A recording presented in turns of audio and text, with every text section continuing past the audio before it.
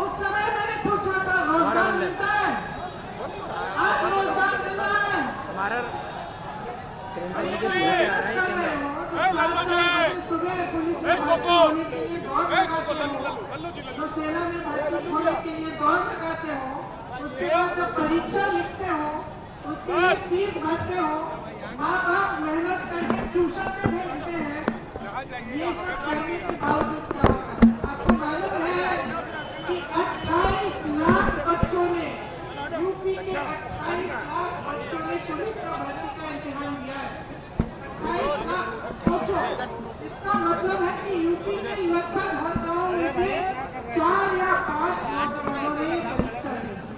एक आशा थी, एक उम्मीद थी उनके मन में, ये नहीं मुफ्त में कुछ मिल रहा है, पढ़ के मेहनत करके वो चाहते थे अपनी परीक्षा में पास कर। क्या हुआ? हो गया।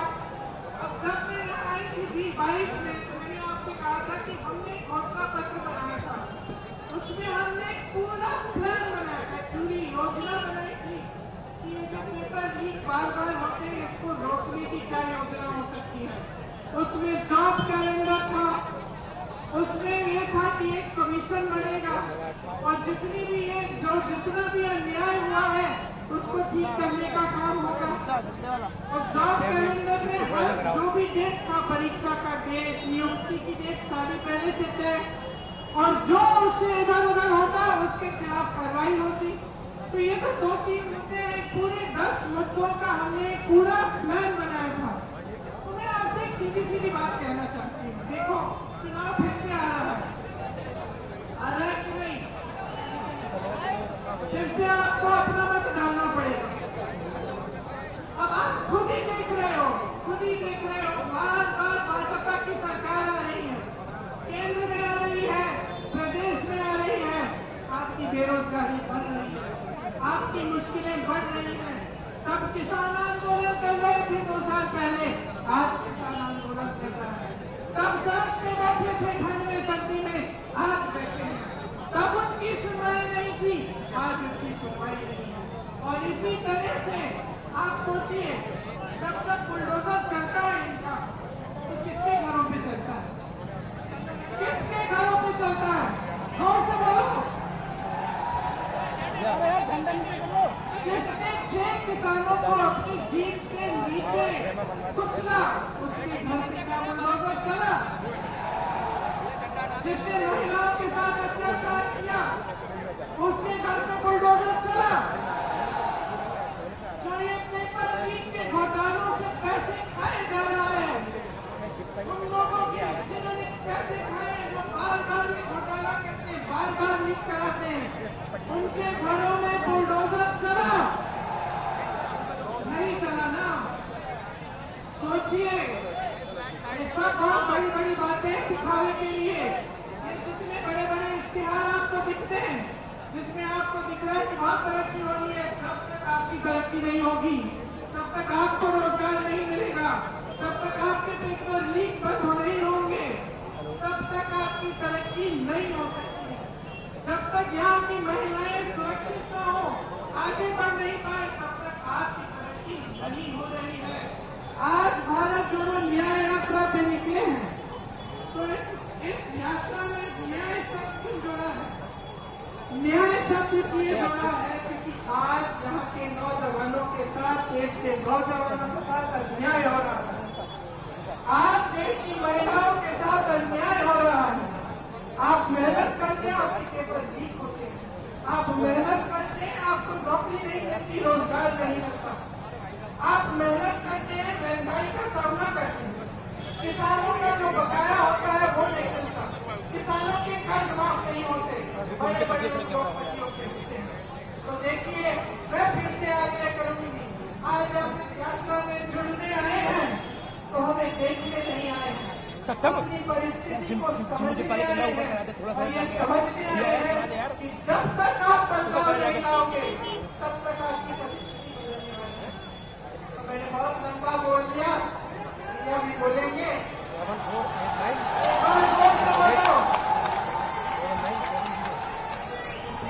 एक बार जोर से बोलो, राहुल गांधी, राहुल गांधी, राहुल गांधी। एक व्यक्ति ध्यान भटकाता है, कभी आपको बॉलीवुड की बात बताएगा, कभी आपको उधर देखने को कहेगा, कभी सर्जिकल स्ट्राइक की बात करेगा, मगर ध्यान भटकाएगा आपका। उसके बाद पीछे से अदानी जी आएंगे, जेब काट जाएंगे, और दूसरी तरफ तीसरी साइड अमित शाह जी चुप ऐसे बैठे रहेंगे, देखते रहेंगे कि अगर किसी ने कुछ किया तो मैं दिखाता हूं। ये इनका सिस्टम है। अब मैं आपसे सवाल पूछना चाहता हूं, इस देश में पिछड़ों की कितनी आबादी है? 50% पिछड़े हैं। इस देश में माइनॉरिटी की कितनी आबादी है? 15% माइनॉरिटी है। इस देश में दलित कितने? दलित भाई 8% नहीं 15%। और आदिवासी कितने? 8%।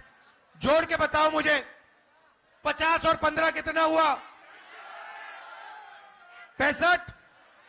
65 और 15 80। 80 और 8 88।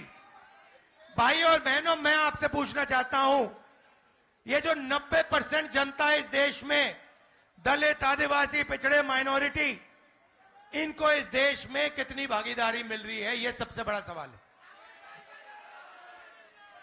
आप सबसे बड़ी कंपनियों की लिस्ट निकालो, 200 कंपनियां सबसे बड़ी वाली, उसमें 90% का एक मालिक मुझे दिखा दो। आपको एक मालिक 90% का नहीं मिलेगा। उसके बाद आप मैनेजमेंट टीम में की लिस्ट निकालो, उसमें आपको 90% का एक नहीं मिलेगा। फिर आप कहो ठीक है, 90% हिंदुस्तान की कंपनी का मालिक नहीं बनने चाहते। मैं नहीं कहता, मगर आपने मान लियो, कह दिया, तो फिर मैं आपसे पूछूंगा, भैया ठीक है, 90% के मीडिया में कितने? मीडिया में कितने? एक नहीं है। आप मीडिया के मालिकों की लिस्ट निकालो, आपको एक ओबीसी नहीं मिलेगा, एक दलित नहीं मिलेगा, एक आदिवासी नहीं मिलेगा, एक गरीब जनरल कास्ट का नहीं मिलेगा, एक माइनॉरिटी नहीं मिलेगा। फिर बड़े बड़े पत्रकारों की लिस्ट निकालो, 90% में से आपको एक नहीं मिलेगा। फिर आप मुझसे कहोगे नहीं राहुल जी, 90% को ना मीडिया में भागीदारी चाहिए, ना हमें बड़ी कंपनियों में भागीदारी चाहिए। फिर मैं आपसे पूछूंगा ठीक है भैया बताओ, प्राइवेट अस्पतालों में आपके कितने लोग? एक भी नहीं। फिर पूछूंगा भैया ठीक है, प्राइवेट अस्पतालों में भागीदारी नहीं चाहिए, तो कॉलेज यूनिवर्सिटी में तुम्हारे कितने लोग? एक भी नहीं। अरे भाई तुम लोग हो कहां? तुम हो कहां? मैं बताता हूं तुम्हें, मनरेगा की लिस्ट निकालो, उसमें आप सब लोगों के नाम दिखेंगे। कॉन्ट्रैक्ट लेबर की लिस्ट निकालो, उसमें आपके सब नाम दिखेंगे। मगर हिंदुस्तान के बड़ी बड़ी कंपनियों में, हाई कोर्ट में, मीडिया में आपके नाम नहीं मिलने वाले। नरेंद्र मोदी जी आपसे कहते हैं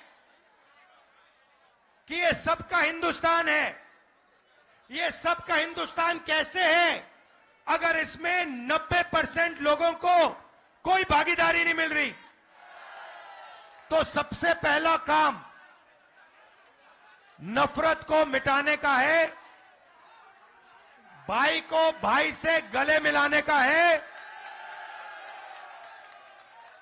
यह सबसे पहला काम है। देशभक्त देश को जोड़ता है, देशभक्त देश को तोड़ता नहीं है। देशभक्त मोहब्बत की दुकान खोलते हैं, नफरत के बाजार नहीं चलाते हैं। यह मेरा आपके लिए मैसेज है। आप जो भी करते हो करो, मगर सबसे पहले एक बात समझ लो, नफरत को नफरत से नहीं काटा जा सकता। कभी आपने देखा है कि नफरत से नफरत कट गई? जोर से बोलो, देखा है? नफरत मोहब्बत से कटती है। और आप सबके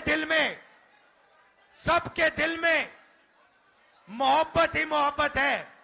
अब सिर्फ आपको वो मोहब्बत दिखानी है, लोगों से गले मिलना है और कहना है कि हम इस देश में नफरत को नहीं फैलने देंगे, हम डरेंगे नहीं, हम मोहब्बत फैलाएंगे, 24 घंटा मोहब्बत फैलाएंगे और नफरत को मोहब्बत से काटेंगे।